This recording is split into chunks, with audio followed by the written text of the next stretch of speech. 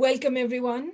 I would like to begin by welcoming you to 2021's first Mahbub Haq Distinguished Lecture Series on behalf of the Mahbub Haq Research Centre at the Lahore University of Management Sciences, the Institute of Development Studies here in the UK, the Centre for Economic Research in Pakistan, the Institute of Development and Economic Alternatives, and the Consortium for Development Policy Research. This lecture marks the launch of the Pakistan Hub at the Institute of Development Studies and is also the 64th session of LUMS Live, the platform on which you are watching this. My name is Shandana Mohmand. I'm a research fellow at the Institute of Development Studies, where I lead its governance cluster. I will be moderating today's lecture with my colleague, Dr. Ali Cheema, who is economics faculty at the Lahore University of Management Sciences.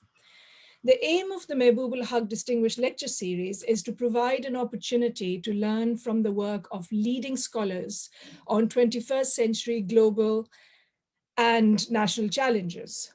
We are extremely excited to have Professor Daron Acemoglu with us today to present findings from his important research on technical change, inequality, and capitalist development.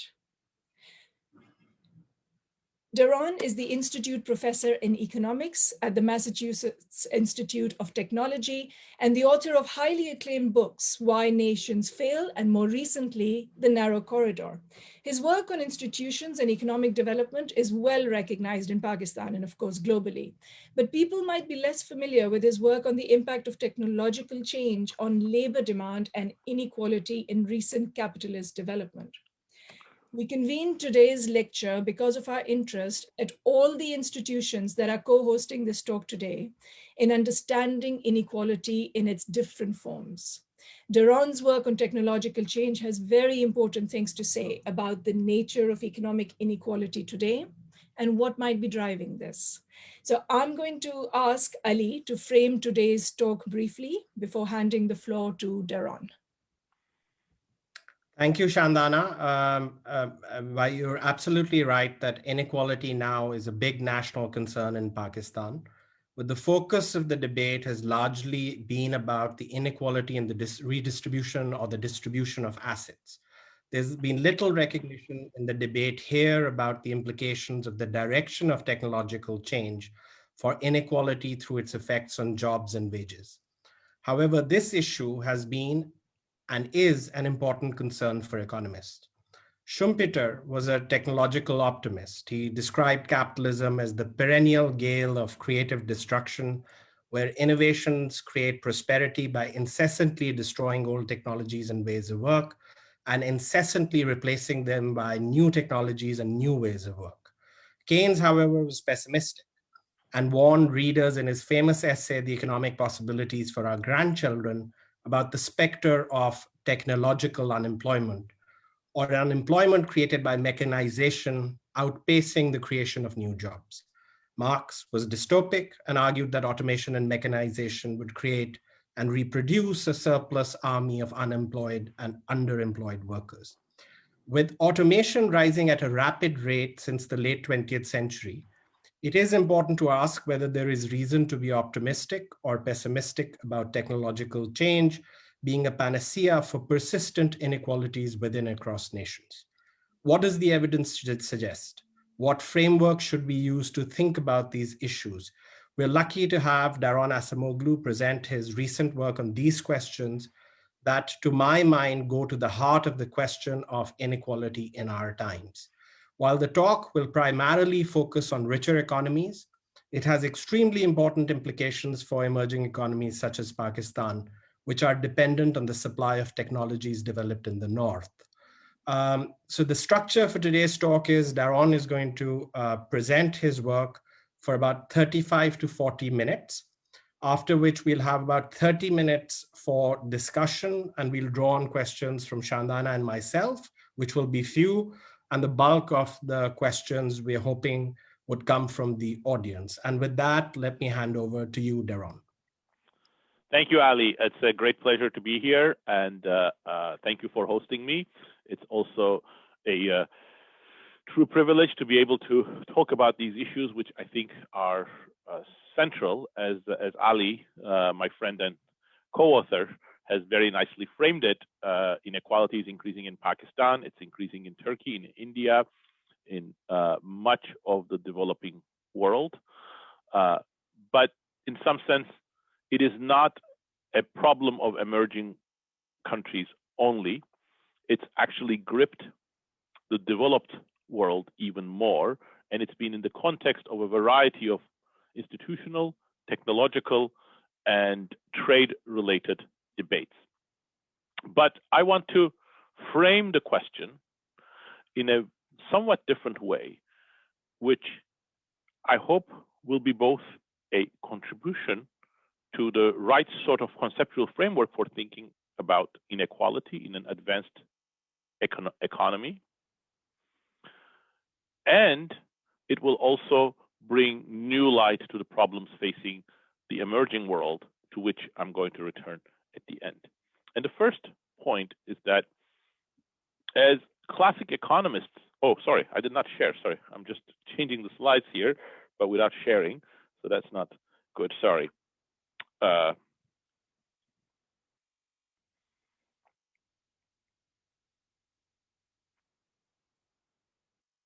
Okay. All right. And the first picture actually puts this in the context, in a context that many classic economists thought about when they first started considering inequality, the balance between capital and labor. And in much of the developed world, there has been a notable shift against labor. Here, I'm going to show you US data because that's the one I know best, and I just wanted to keep it mostly consistent, though I will illustrate it with international data in a number of junctures. So here, what I'm showing you is the share of labor in national income in gray, and the same thing when you correct for industry composition in red. In both cases, you see that from the late 1990s, 2000, there is a remarkable decline in the share of labor by about 10 percentage points. This has, of course, sparked a huge debate, both in US and Europe. Is this capital deepening? We have invested much more in capital markups, monopsony, the march forward of technology. I will argue something more specific and different.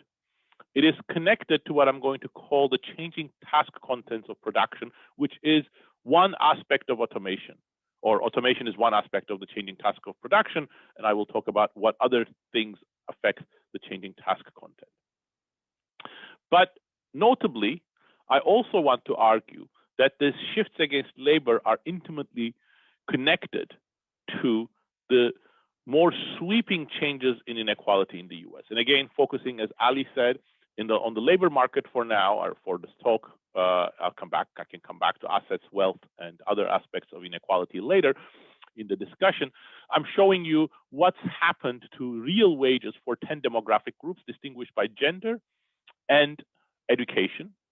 And what you see is that from early 1960s to the mid 1970s, you have a picture of a rising tide shifting all boats. Technological change or other developments are benefiting all groups. So you see that the lines corresponding to all of these demographic groups here are on top of each other. So they're all growing at more or less the same rate, about 2% in real terms. That's a remarkable growth. And if you go back to the 1940s, it's the same growth. But then sometime around the early 1980s, you see these fanning out. Inequality is growing and has grown quite a bit, and that's true both for men and women. But even more socially consequentially, perhaps, if you look at the real wages of low education men, for example, these are high school dropouts, these are the high school graduates, you see that those are actually going down quite steeply, representing a decline in the real wages of these groups. So much so that if you are a low education, say high school dropout man today in the US, you are almost surely earning quite a bit less than your father. So these changes, of course, have had sweeping social implications, not least related to the discontent, the political backlash that has emerged in the US and has threatened democracy. But they are not things that we completely understand. The first way that economists started thinking about inequality with the classic work by Katzen, Murphy, Bound, and Johnson, going back on the work of the pioneering economist Jan Tinbergen, was to think of it as a skill-biased technological change. New technologies are actually making skilled workers more productive and not helping low-skilled workers all that much, and that's why inequality is increasing. And early work found, or at least interpreted the evidence, to be in favor of that. One way in which you could try to think about that is, do we really see that there is an increasing demand for more skilled tasks, more skilled activities? And here is a chart from my Handbook of Labor Economics chapter with David Otter. What we do is that we rank occupations in the US by skill percentile, and then we look at how employment shares of these different types of occupations is changing. And the red line here is for the 1980s, when the inequality and skill bias change literatures were first looking at the data. And what you see is exactly a pattern that would be consistent with a skill bias technological change. The more skilled you are, the more closer to the high skill percentiles you are, the more employment is expanding. Employers want more of those tasks, more of those occupations. But when you look at the 1990s, you see a completely different pattern. It's a U-shaped one. And these middle occupations are actually contracting, and those are the occupations that are the bedrock of middle class in the United States: sales, retail, and especially blue-collar occupations. And in the 2000s, it's even worse. You actually have most of the employment growth at the bottom of the occupation skill distribution. This pattern is actually not just a big challenge to the way that economists have usually thought about inequality. It's actually a big challenge to the way that they have thought about technology, as I'm going to argue, and as Ali anticipated with his discussion of Keynes. But I also want to point out that these general patterns that I have talked about, with a few exceptions, are actually common to most of the developed world. Inequality has increased pretty much everywhere. This is now looking at the Gini coefficient from the Peterson Institute's way of culling the data from various different sources. And you see that that has increased for labor income. It's increased everywhere except for Greece, which had, of course, went through some very special times during this epoch. But US was probably the most unequal and has had one of the largest increases.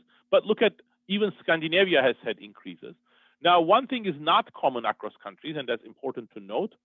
This decline here at the bottom is very US and UK specific, because they are the countries that don't have minimum wages and collective bargaining protections at the bottom. But other than that, things are fairly similar. And one thing that's very similar is actually how the occupational distribution has changed.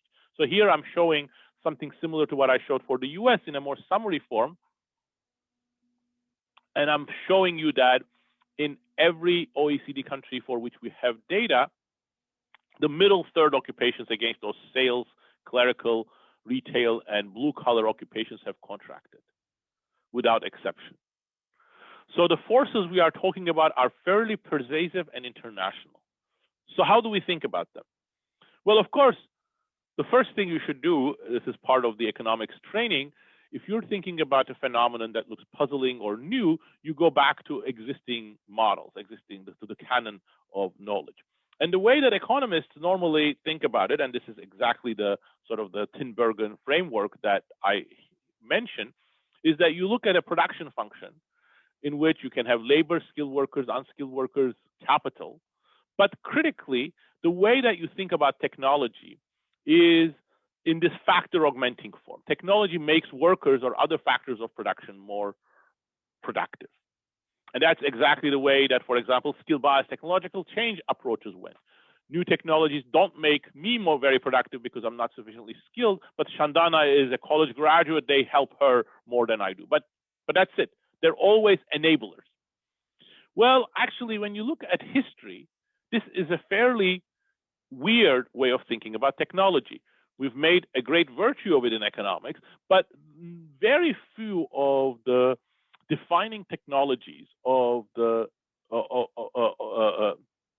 modern economy since the Industrial Revolution fall into this category. Certainly, the technologies that got the Industrial Revolution going, the textile industries and spinning and weaving, were not of this form. They replaced skilled artisans first by the labor of women and children, and then with mechanized machinery in spinning and weaving. Mechanization of agriculture, which came with horsepower, reapers, harvesters, threshing machines, and then later tractors, exactly the same thing. It did not make workers uniformly more productive by any stretch. It really was a way of replacing workers. And in fact, in the heyday of the agricultural mechanization, agricultural workforce fell by millions of people in every country, including the US and the UK. Machine tools were, even in the 20th century, mostly about replacing labor-intensive artisans. And industrial robotics, automated welding machines, automatic assembly lines, packaging are in this, and now increasingly software-based automation, algorithmic replacement, and increasingly AI are also in this mold.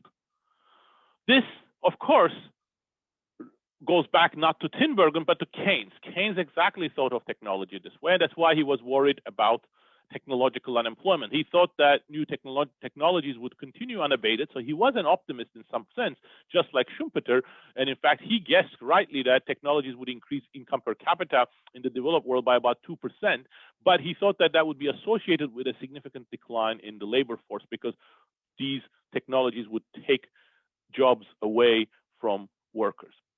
Now, in fact, there was something that Keynes missed, and that's very important, and it's going to be part of the framework that I'm going to propose, which are new tasks that are also created by technology that find ways of absorbing workers that are freed or displaced by automation technologies.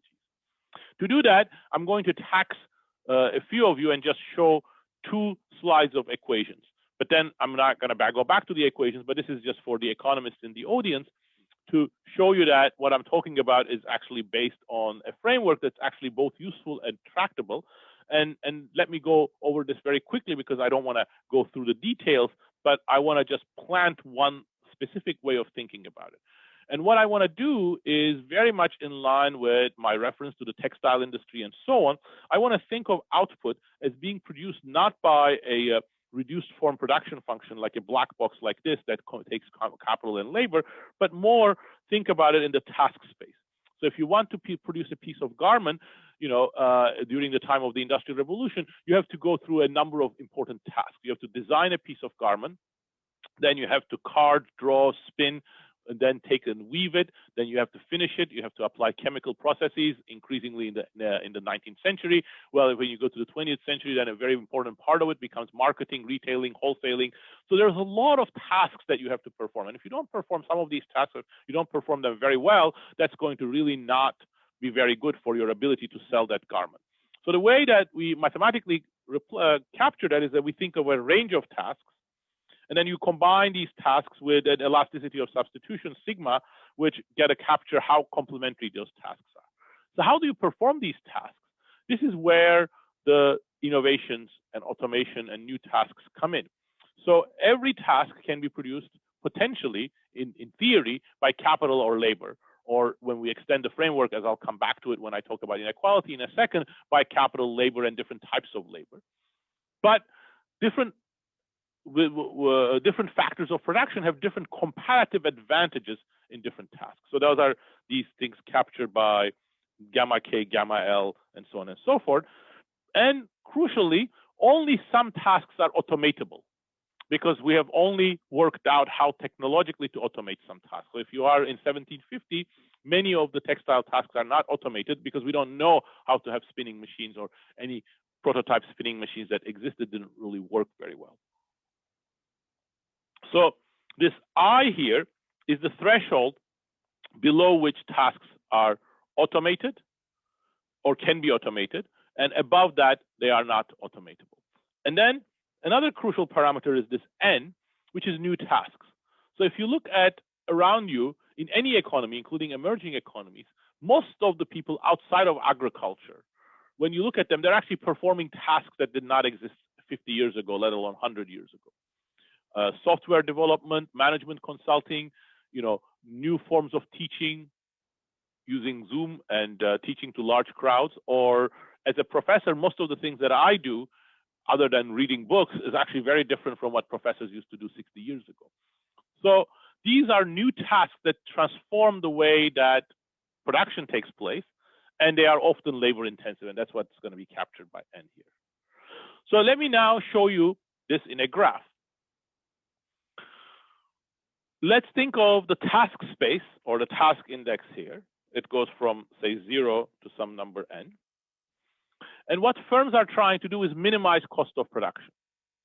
What is the cost of production when you allocate a task to labor? Well, it's the wage that you have to pay divided by the productivity of labor in that task. So that's the general labor augmenting productivity AL, which I'm allowing, not that I think it's important, but I'm allowing for contrast to the existing model. And then this gamma LZ, which is this is where the comparative advantage comes in, productivity of labor in that task. Capital, on the other hand, can only produce tasks to the left of I, because those are the ones that are automatable. And that's why the orange curve is only to the left of I. And it's defined the same way. This is the user cost of capital and divided by the productivity of capital in that task. How do you minimize cost? Really easy. You take the lower envelope of this. So you take this up to here, and then this.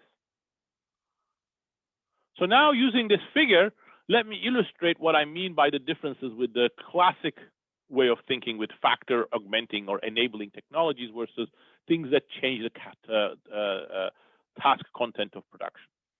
So here is what labor augmenting technology looks like. Literally what labor augmenting technology does is that it makes labor productive in everything, more productive in everything. So in this figure, that would show up as an increase in AL, and it shifts this curve parallel to the left. Now that has a couple of comments. First, this is not something that we see very often in history. Nothing that we know literally makes labor productive in everything or even many things. Most of the technologies that are even labor helping make labor more productive in a few things. You may become better at giving lectures 10,000 miles away thanks to Zoom. That's a labor augmenting technology, but I'm not going to become more productive in doing the dishes thanks to Zoom. So be it. But more importantly, what this way of modeling does is that it creates a huge productivity effect. You see, productivity is increasing because labor is becoming more productive in everything. And that's going to be important. Same thing, this is capital augmenting technology. But as I'm already hinting, none of this was very important for most of history. Again, few examples exist. But much more important was automation.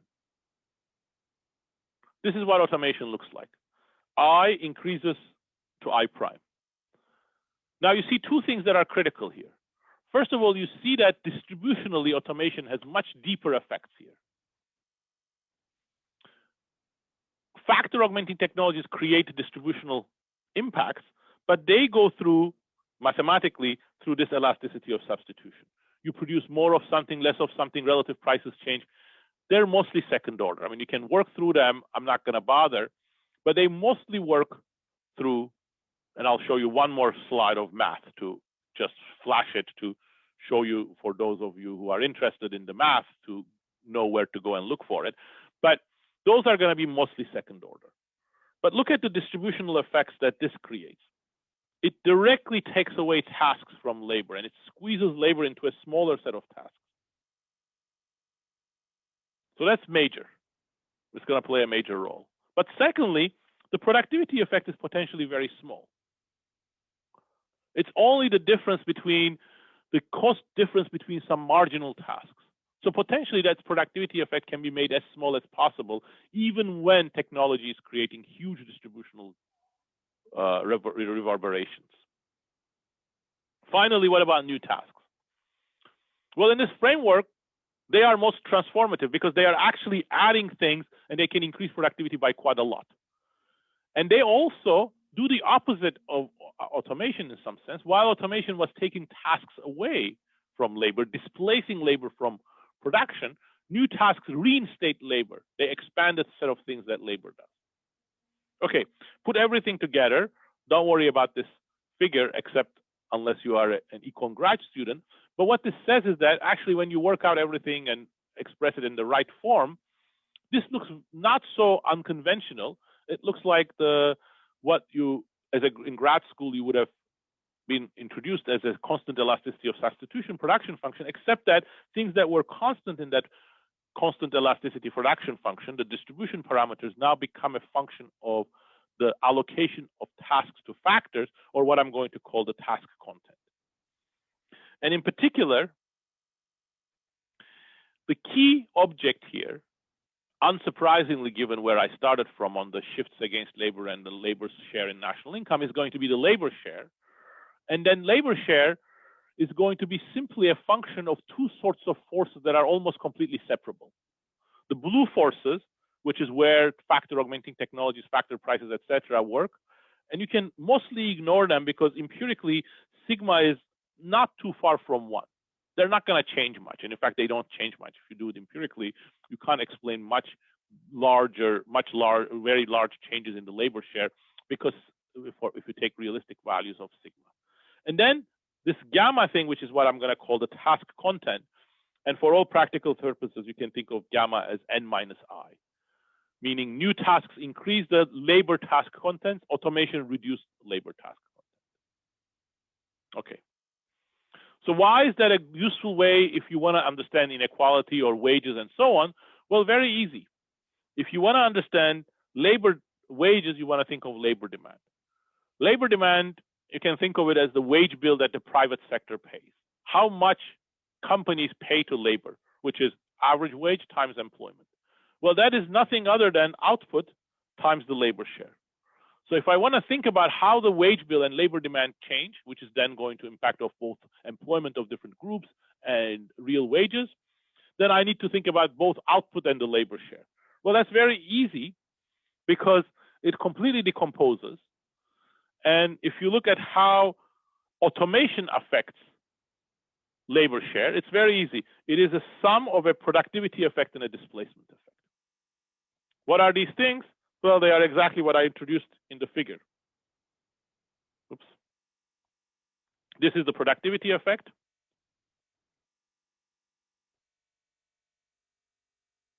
And this is the displacement.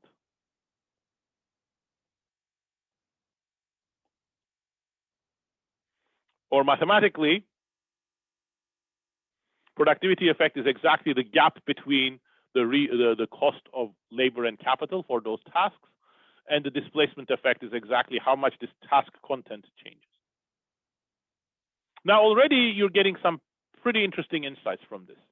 First of all, contrary to what most economists think and most of our models imply, technological change that takes the form of automation can reduce wages, can reduce labor demand, can reduce employment. There is no need for the productivity effect to be less than the displacement effect. And that you can already see from the fact that as I noted, that green area can be made as small as possible. So you can make this approximately zero for certain technologies or for certain configurations of factor prices, whereas displacement effect is always strictly negative first order. So this is much more like what Keynes thought. But it's not fully Keynesian either, because the productivity effect can be large. But now you see the problem. Sometimes we hear in the pages of magazines or journalists' writings that labor's future is on the line because of these brilliant technologies that are going to make everything much better than labor. Well, perhaps in the year 2300, we might have to worry about that. But during our lifetimes, what you have to worry about are not brilliant technologies, but what I call so-so technologies, which are good enough to be adopted. They're not like the worst ideas in the world. Good enough to be adopted, but not so good that they are bringing productivity gains. So they bring the displacement effect, but a zero productivity effect. So these so-so technologies are going to be really bad for labor. But the problem is whether there is this brilliant technologies or the so-so technologies, if the whole history of modern capitalism or modern economy was one of automation and nothing else, labor share would always go down. Why is that? Well, I showed you that already. Labor share is always decreasing in automation. So this orange term always declines as I increases. The fact that labor share was constant for much of the last 150 years, in fact, may have probably increased before then, suggests that that's not the only thing that happens. But it's not, in fact, the only thing that happens in this framework either, because we also have these new tasks.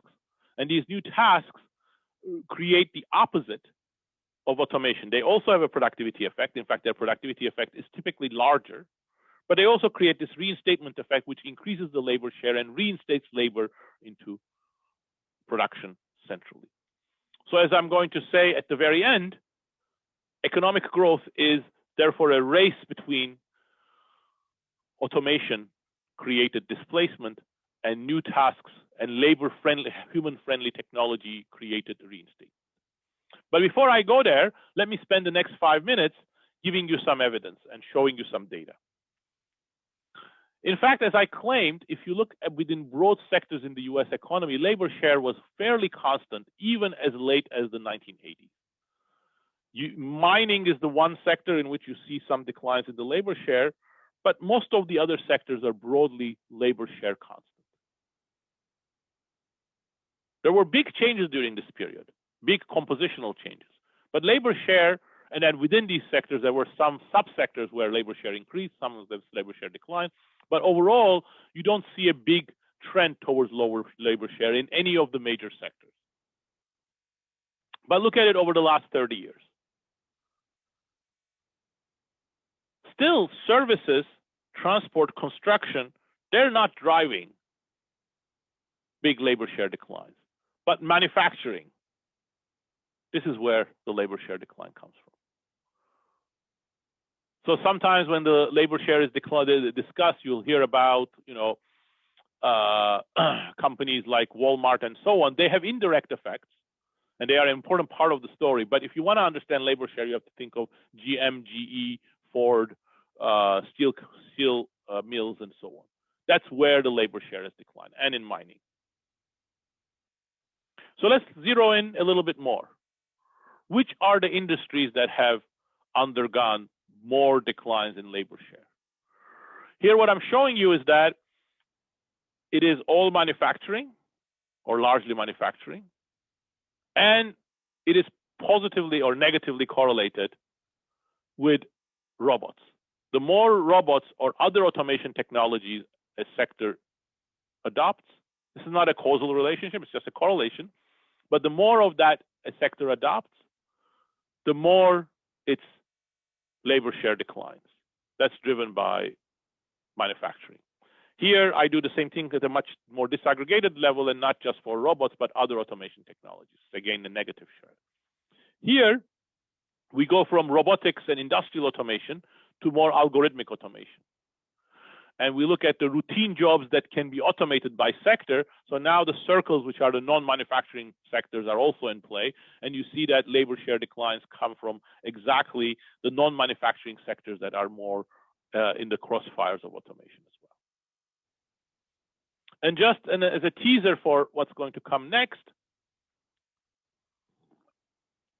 if you look at new tasks, which I'm not going to have time to get into, but we look at various types of new activities at the occupation level or occupational diversity at the industry level, those are associated with increases in labor share, just like in the theory.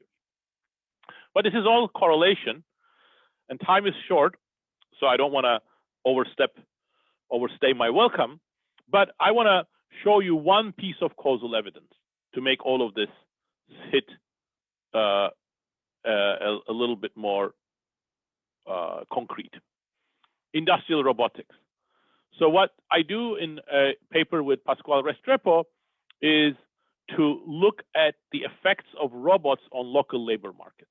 in the US. Commuting zones, 722 of them. We create this measure of exposure to robots by looking at which are the sectors in which there are robotics innovations and where that sector's footprints are. So we look at robot penetration by industry and baseline 1970 industry shares at commuting zone. If you look at this measure, together with robot adoption or local robotics activity, it's indeed the case that more exposure to robots, you get more robot integrators and more robot activity in those places.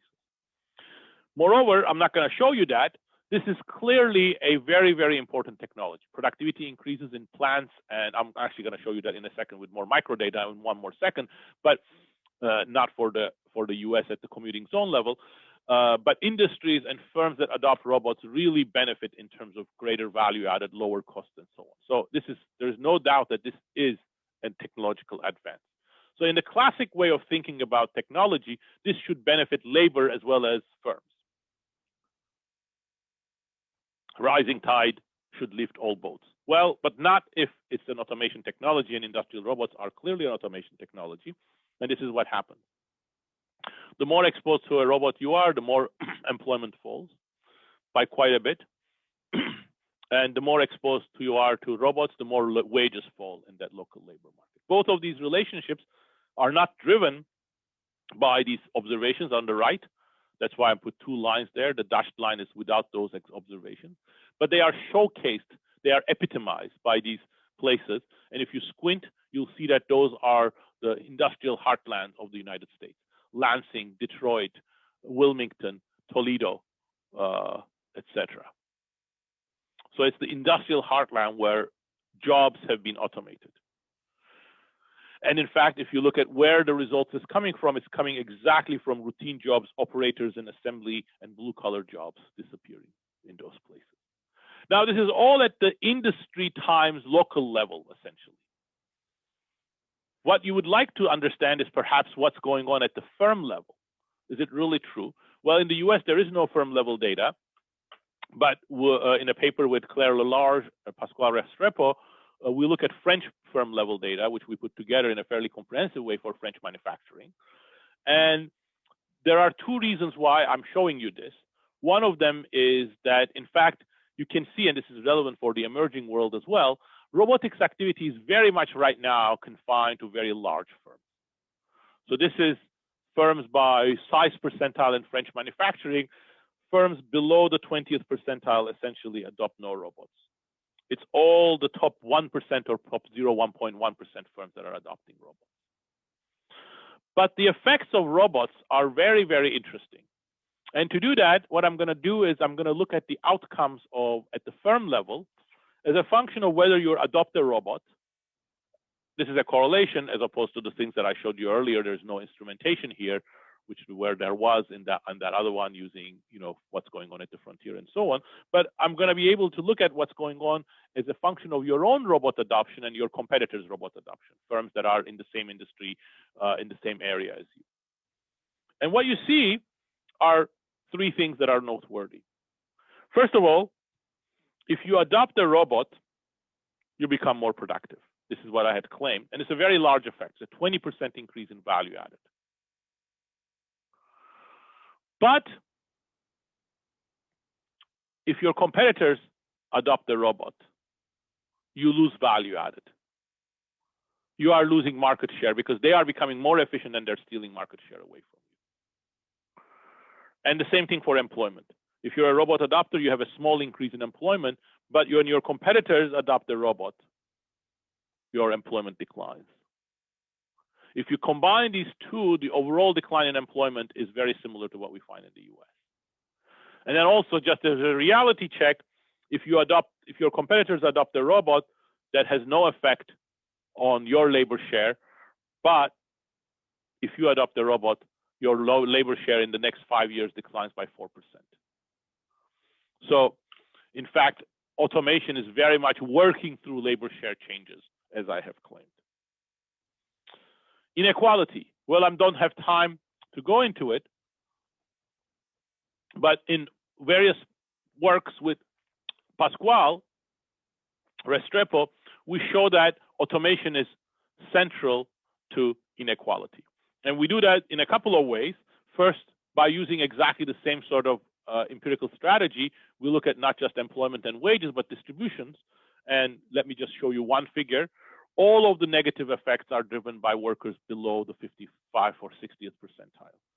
So robot adoption is very unequalizing in a reduced form IV style estimation. But more importantly, we actually extend the framework that I presented to in a very, very straightforward direction. Now you have, instead of just capital and labor, you have capital and different types of labor. Now automation takes the form of not simply capital taking away tasks from labor, but capital taking away tasks from some specific types of labor. So these are tasks that go to skilled workers. These are unskilled workers. And in fact, most of the automation that we have seen takes away tasks from unskilled workers. If so, you can turn this into an estimation framework and look at the effects of task displacement on inequality. And this is two pieces of evidence I will present in a summary form, again, just to plant ideas, and people can read more and we can talk about some of them more in the discussion. If you are in a group, say, for example, high school dropouts, men of between the ages of 20 and 30, and you were specialized before in tasks that are now more automated, that's exactly when you're going to be experiencing real wage decline. If you are in a group that specializes in tasks that are not automated, then your real wages are fine. In fact, this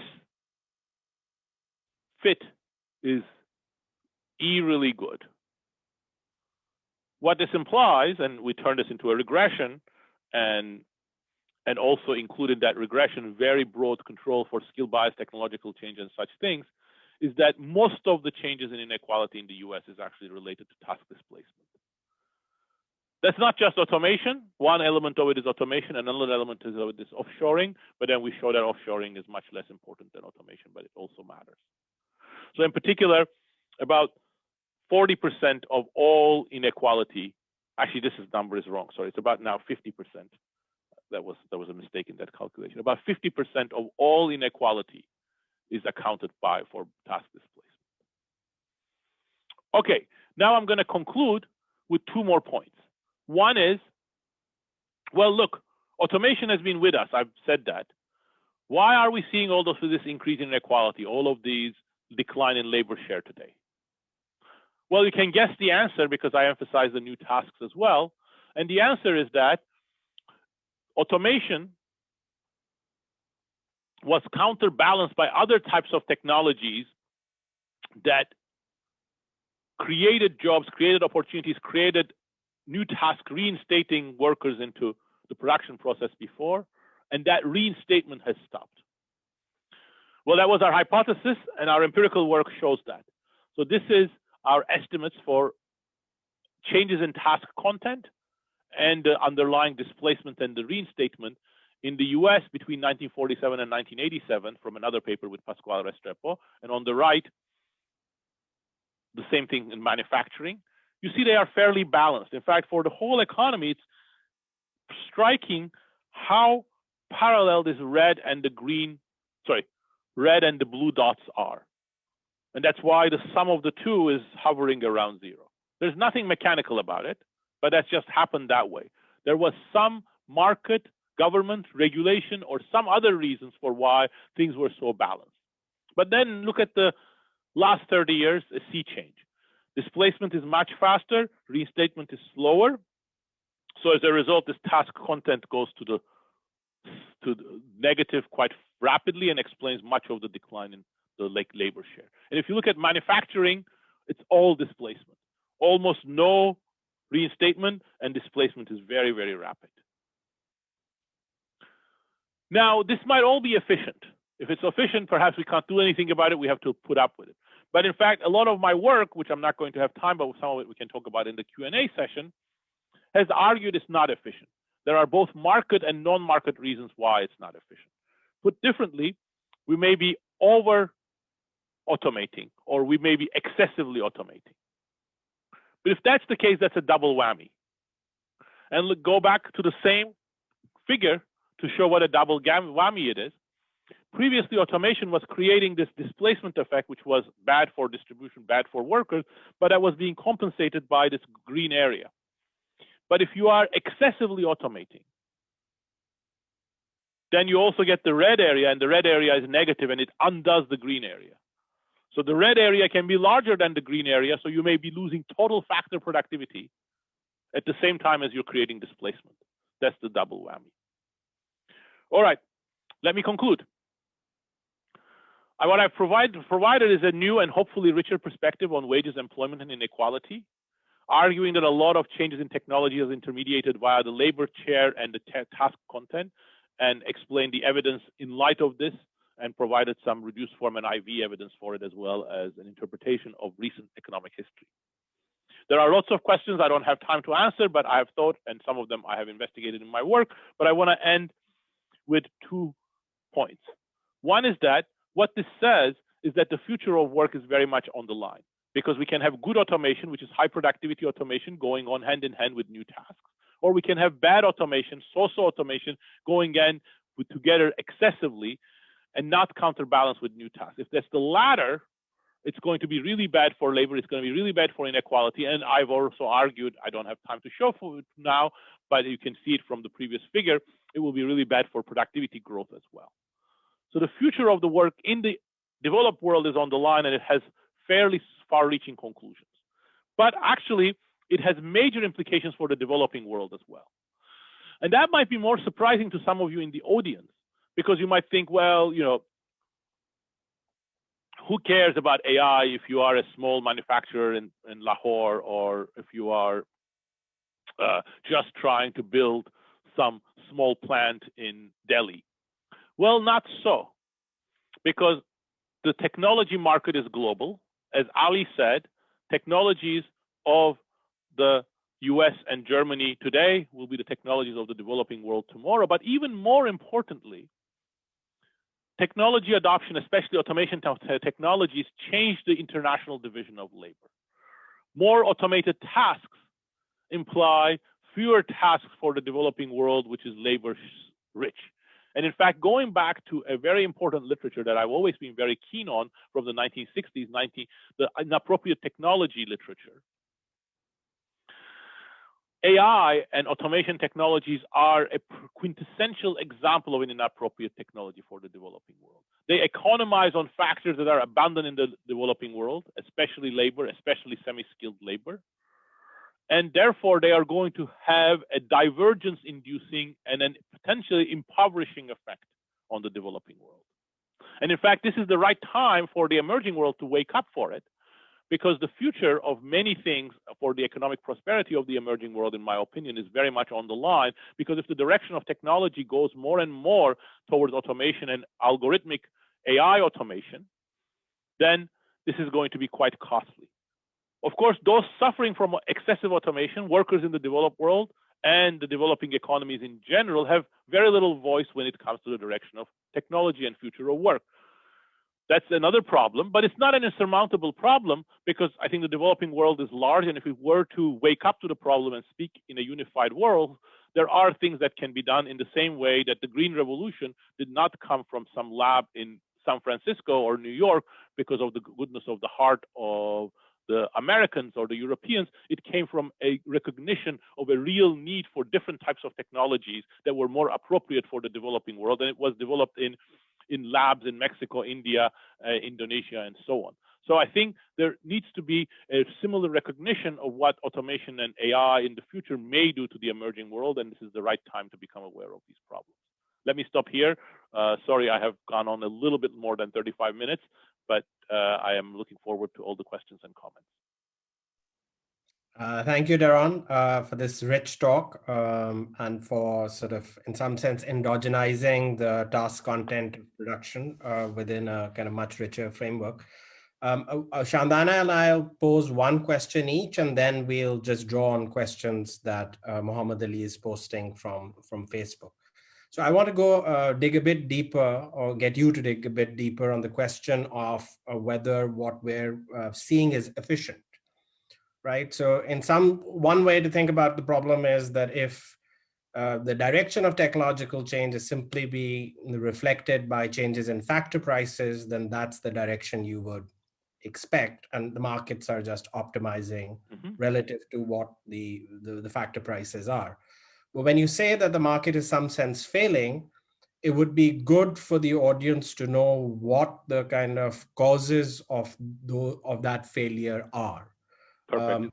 To do with market innovations, or are policy distortions also sort of at the root of this? Thank you, Ali. Thanks for asking that question. That's something I was dying to talk about, so I'll have an opportunity. So first of all, let me preface it by saying that I believe that if we should pick any market in which private choices are unlikely to be efficient, it's innovation. Innovation is, by its nature, changes production possibilities, frontier, creates externalities, create lots of social effects. So in general, my default position is always not that innovation is efficient, but it's that we have to look for it.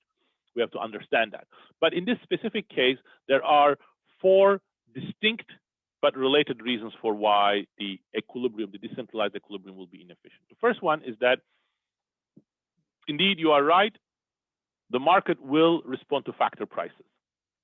But that's not necessarily what the social planner would like to do. In particular, if there are labor market inefficiencies, bargaining, rents, efficiency wages, other things, the social cost of labor is lower than the market price. But automation decisions will take the labor price into account, and they will tend to over-automate. So that's a market-based reason.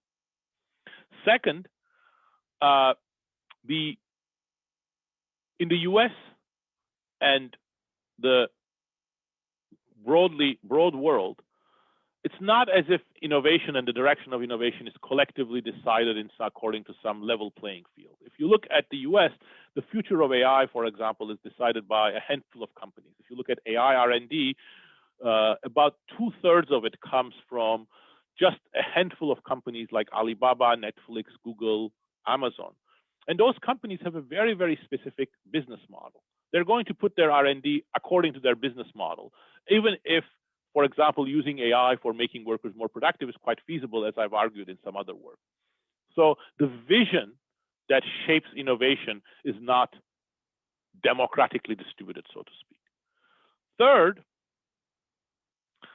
actually, policy is not level either. If you look in the US and most of Europe, and again, unfortunately here, I don't know the situation in Pakistan, but especially in the US and most of the rest of the OECD, we subsidize capital and we tax labor.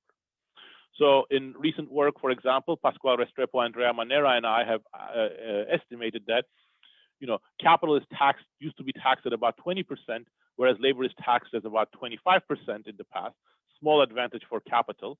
But then over the last 20 years, capital has, especially equipment and software capital, has come down to less than 5%. Labor is still above 25%. A huge advantage for firms in terms of tax advantages if they automate and put machines and get rid of labor.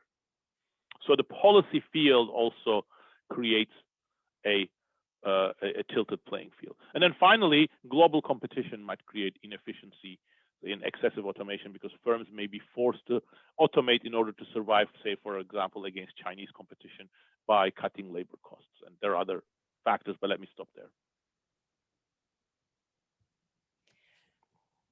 Okay, thank you so much for that presentation. I really enjoyed that. Those are some really powerful findings, specifically because in your presentation, Daron, you establish that growing inequality is affecting already marginalized populations possibly the most. You talked also of the role of policies and distorted visions. And in your past work, of course, you've established the need for redistributive policies and inclusive institutions. So I was just wondering if I can connect your findings from today's presentation a little bit more to this past work of yours and ask you to say a little bit more on the types of institutions that you think are required in particular to turn the displacement effect of technology into a reinstatement effect that might better protect labor. And I'm going to connect that to actually 2 questions that we've got because we might be running out of time that are quite similar. One's from Faisal Bari, who's and a connected one from Syed Mustafa, who are also wondering about similar things about what are the implications of the kinds of so what kinds of institutions, if we can connect that to implications for countries like Pakistan that have a very young population, and one where majority of this young population have very low education and skills? Okay, wonderful. Thank you very much, Shandana. I think that's an excellent question. And that's another thing that I really wanted to talk about, and I didn't have time, so thanks for asking that. I think Saeed's question is also very important, but it's more related to inappropriate technologies. And I think there will be other questions about inappropriate technology and emerging markets, and I will take Saeed's question in that context, if you don't mind, because I want to talk about your question, and I don't want to go on for very long. So I think that's very, very critical. And I want to preface by saying that, one thing we emphasized in Why Nations Fail with Jim, for example, was that inclusive institutions, which were sort of the gold standard of institutions, weren't perfect in general, and they only included people who were at the table. So the inclusive institutions that were very good for Belgian workers under King Leopold, who built a lot of roads and public services, cut people's hands and might have created a fairly major genocide in the Belgian Congo under his protectorate that was trying to get as much rubber as possible. In the same way, Britain, during its heyday of democratization, savagely exploited the Indian subcontinent. So being part of the group that has voice in inclusive institutions is critical. Now, is it coincidental or not? I don't know. But the last 30 years have also witnessed complete marginalization of organized labor and increasing concentration of political power in the corridors of wealth. So, for example, political scientists such as Larry Bartels or Martin Gillens, have documented how wealth-biased decisions of senators and congresspeople have become. So that's a big problem, because I think the best corrective for trends of the form that I have described will come from social pressure, changes in social norms, and regulation and institutional changes pushed by those social forces. And in fact, we have models for how that's happened in the past. During the Industrial Revolution, the first phase of the Industrial Revolution, which was again based on automation, was savagely exploitative. And we went through what the economic historian Bob Allen calls Engels' pause, because real wages completely paused and did not increase. They started increasing only when technology became more directed towards increasing workers' productivity, and also there were a huge number of reforms, including a major drive towards democratization, starting with the First Reform Act. So it's not necessarily that everything will happen automatically, but if we have also closed off the political participation of broad groups of people in the West, that's a problem. And that's why at the end I said the two groups that are at the crosshairs of this, the emerging world and workers, have no voice. Today, if you're a labor organizer, or if you're a worker, or if you are representative of marginal groups, nobody's going to listen to you. They won't even take you seriously if you express an opinion about AI. AI is viewed as this technical excellence that only a very handful of all that happens to be white male, upper middle class, and from the same education group will decide, and the rest of society will have to put up with. And that's not an environment that's conducive for self-correction. Thanks, Daron.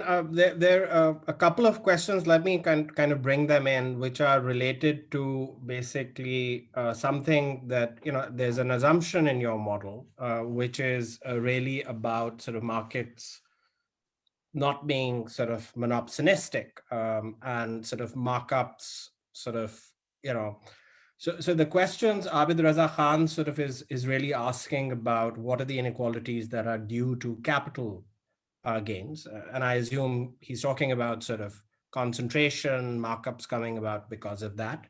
And then our colleague Ali Hasnan asks a similar question about what would be theoretically the effects, and empirically as well, the effects of automation on other factors of production.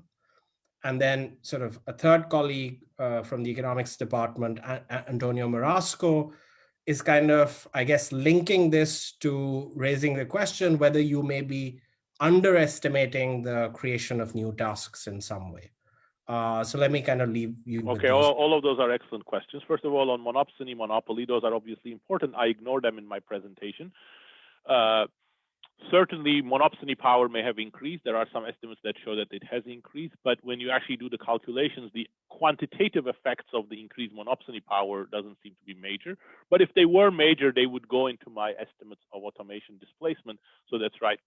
There could be some misspecification, but that's not as much of an issue, say, when you do the causal estimates of the effects of robots. But more importantly, I think automation is, in fact, a major creator of capital rents. When you automate, that goes into profits, that goes into greater capital share. And moreover, like the French data shows, although we don't have enough power to investigate that very carefully, although we've looked at it a little bit, when you automate, it also tends to increase markups because large firms are becoming larger. It's the large firms that are taking market share from smaller firms because of automation, and that also is generally associated with greater markups. In terms of what this implies for other factors of production, that's a great question. It's actually unclear. Automation may be natural resource saving or natural resource using. So some of the automated technologies really require things like rare earth metals and things like that.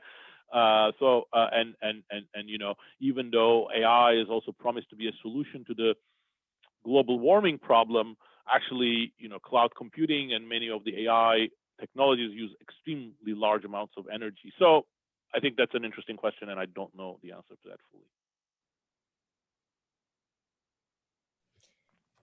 Okay, let me sort of bring you back, Daron, to the questions that are accumulating on asking for the implications for countries in the global south. Perfect. And especially for countries that have young populations, Yes. countries that may not have inclusive institutions, but have sort of, you know, had high growth rates, something that you've talked about in previous work as well.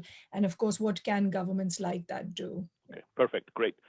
So I think starting with Saeed's question, I think the implications for countries such as Pakistan with large,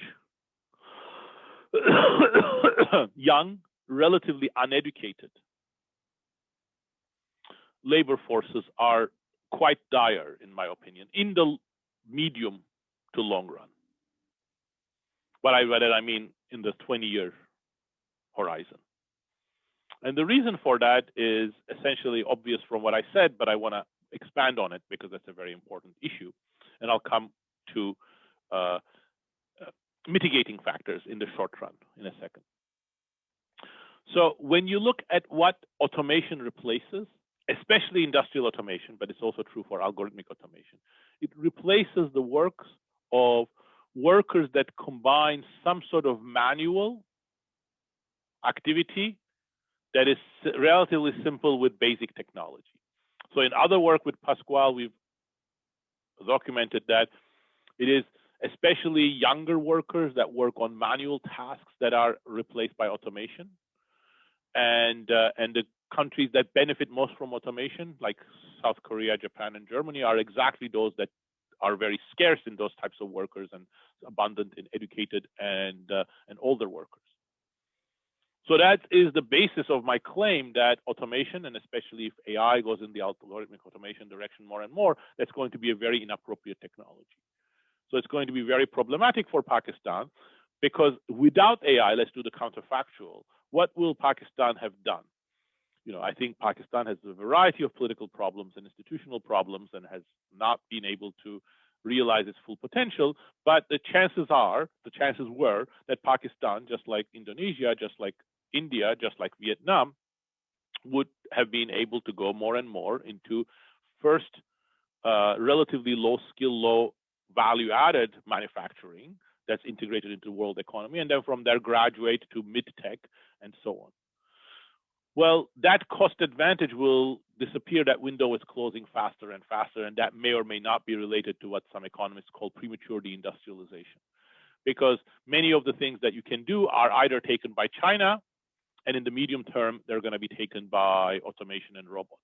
There's already evidence of that. For example, a very nice paper by Marius Faber, which shows that the same sort of robots data that we have shown you or looked at the effects are not just confined to the US, but when there is more auto adoption in robot adoption in the US, that also means that auto parts suppliers and other offshorers from Mexico are being hurt.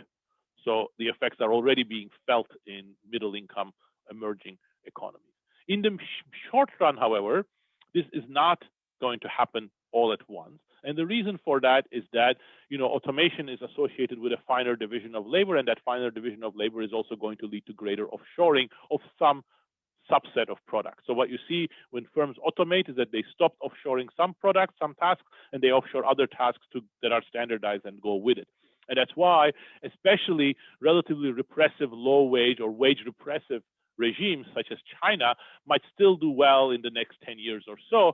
But I think China itself is also automating, partly because it's getting older itself, and partly it is perhaps aware that the window is closing for this low-wage export-based industrialization model. But if that low-wage export-based industrialization model is closed, what will Pakistan do? What will India do? What will Indonesia do? I don't know the answer to that. And I don't know the answer to that when actually these countries have amazing resources in terms of human resources in their hands. But if that becomes useless in the international division of labor, that is a problem. Daron, I want to bring you back to this question you raised about the kind of appropriate technologies debate. And there may be another way we can think about it, which that debate never really picked up on. If you think about R&D investments, there's a great division of labor in the R&D investments in the world, right? So you've actually, made it even starker that some companies are leading that race. But if you look at it at the country level, then it's almost, we're free riding on the investments that are happening abroad. Mm-hmm. So, should countries like Pakistan be making a very concerted effort to define kind of a role for R&D now? Yes, right. Absolutely. So that's the question. Let me kind of one other point, and then you can talk about this appropriate technology. The other thing which I really liked, which is important, it's a bit kind of worrying. In some sense, there is an implication, and this goes back to the dual economies model, that even in like labor surplus countries, the private cost of labor may be much higher than the social cost of labor for a whole host of reasons. And in that sense, and particularly given that you may have like poor human capital, the switching that may happen in terms of automation in these countries, in our context, may be much more towards the so-so technologies rather than the brilliant technologies. Yeah. And that might lock us in. So I wonder if those two things would be important in your framework, particularly when policymakers think about this. Excellent. Great questions, Ali. Yes, on the first one, yes, absolutely. And I've made things a little bit starker by saying, R&D direction is set in Silicon Valley by a handful of companies, by a handful of executives. Of course, that's not true. There is R&D, other parts of OECD, other parts of the US, and as the Green Revolution example that I gave, also in the developing world. But appropriate technology is a real concern. I think the early literature had it right. They just did not have the right conceptual tools and the right empirical tools to show it. So, for example, despite the Green Revolution, there is a fantastic paper by my students, Jacob Moscana and Kartik Shastri, which shows if you had conditions in your country, in the developing world, agriculturally that were similar in terms of the pathogens and other weeds, that was similar to the US or the developed world, then in those crops you did so much better, because that's where the specific technologies that targeted pathogens, that targeted growth, that targeted weeds were transferable to you. But if you were like Pakistan, like much of Africa, that you have very different distribution of pathogens, then that really those technologies did not transfer. So you can see at a very, very micro level these appropriate technologies in agriculture. I think it's as important in industry, although the evidence there is more, it's less sort of well identified, but it's exactly the same thing. Of course, companies could try to rectify that issue, but generally, when faced with the following problem, am I going to take a already established model of a factory with its technologies from the West and try to use that in Lahore rather than develop my own technology, most companies go for the former, even though the social value of the second might be greater.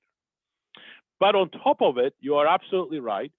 When you try to develop it, there is going to be a trap of so-so technologies. And the reason for that is actually will become very clear to you once I say it, but it may not have been obvious. So-so technology is not just a feature of the technology, it's also a feature of factor prices. Take the same technology that costs the same amount in the US, well, it saves on labor that's expensive in the US, so the productivity gain in a pecuniary term would be positive, but do it in Pakistan, it would be so-so or negative because the labor that you're saving is very cheap. So even if you tinker at the margin, if you start from where the US companies or the US innovators set the seeds, it's going to be very difficult for you to get something that's really appropriate for the conditions and becomes a brilliant technology for Pakistan. And that's, again, linking it to a policy prescription. It's out there. But I think these problems are severe enough that what I think should happen is that despite all of their dysfunction, many developing countries should come together and through UN and other bodies should try to have a voice in the future of technology and it's the future of AI. I think that's the only way in order to overcome these incipient problems that are going to beset the emerging world in my mind. Unless the developing country has a voice about the future of technology, that won't happen. And no country, not Pakistan, not Mexico, not Turkey, not Indonesia by itself will do that. But perhaps if there's a consortium and they can use the UN, perhaps that voice will become louder. And that, of course, Daron, is connected to solving all kinds of other regional issues that keep these countries from talking collectively. So that's a really nice connection there. I was running furiously through your slides, trying to look for one or two comments that you made on women workers in particular, but which you didn't pick up on too much. So I was just wondering if you could comment for just a minute or two on the implications for women workers. Right. Well, first of all, the women workers issue is much more complicated within the framework and within the historical context. And that's because women have been catching up in many countries, in the US especially. And that's why when I showed you the data, you don't see the real wage declines for women. But also, automation affects, different types of automation affect different genders. So when I look at blue collar, there are some blue collar women in the US, but most blue collar workers are male. So when you look at robots, the effects are more directly on men, then indirectly for women. Actually, what you see is that men go and take women's jobs. But then when you look at other types of automations, like algorithmic automation, that affects both men and women. So clerical and back office jobs that are algorithmically automated already without AI and will continue to be automated, that affects women. So that's for that reason that we look at gender specifically, and this task content does explain quite a bit of the gender composition as well, but not as much as, or gender inequality, changes in gender inequality as well, but not as much as it explained the, education and age profiles. So my last question, Daron, which is about sort of the kind of immediate response to the displacement, the net displacement that's being caused is, welfare response. So you kind of create more welfare and redistributive transfers. But I think your presentation is really going at the heart of work, right? The value of work in society. Yes. And drawing on your more political economy work, it seems to me that welfare is never going to substitute the desire for work. 100%. You put your finger on another very important point. Absolutely, we need a better social safety net in the West, but that's not going to be a solution, first of all, in the developing world. The developing world does not have the resources. I mean, of course, it should do more, but it does not have the resources to form the same kind of social safety net as you have in Denmark or Norway. But more importantly, even in the West, social safety net is only a temporary solution. It is part of the solution, but it's only a temporary solution. If you do nothing else and you just create universal basic income or other redistributive problems, you're going to destroy work, you're going to create pre-tax inequality, and that's going to create a very, very unhappy society, very, very alienated society. And more importantly, I think in many societies, especially in the West, but also in the emerging world, people's social engagement, social networks, their self-worth are all defined via work. So I think it is imperative, and again, there I differ from Keynes. Keynes thought that you could deal with technological unemployment by going into a direction where people would enjoy more arts and more leisure. But of course, Keynes himself was extremely privileged. He loved, the good arts and the good wine. But at the time he was writing, 80% of the British working class were still at the margin of poverty. So, that's not going to be a feasible model. That wasn't a feasible model when Keynes wrote it, and I don't think it's a feasible model today. And it's not going to be one conducive of political participation that's going to undergird democratic institutions and so on. So I do see as an imperative that we create better work. And to do that, we need to redirect technological change. Okay, then. So all that's left to me then, Daron, is to thank you for your excellent lecture and to thank everyone else for joining us and for your great questions. The video will remain available to watch again on LUMS Live and on the IDS website. And of course, we have released our exciting program for the spring and summer and hope that you will join us for future talks that deal with important global and national challenges. Thank you, everyone. Thank you again, Daron, for doing this. Thank you, Shandana, for inviting me. Thank you, Ali, for hosting me. Bye. Lovely. Thank you, Daron. Bye.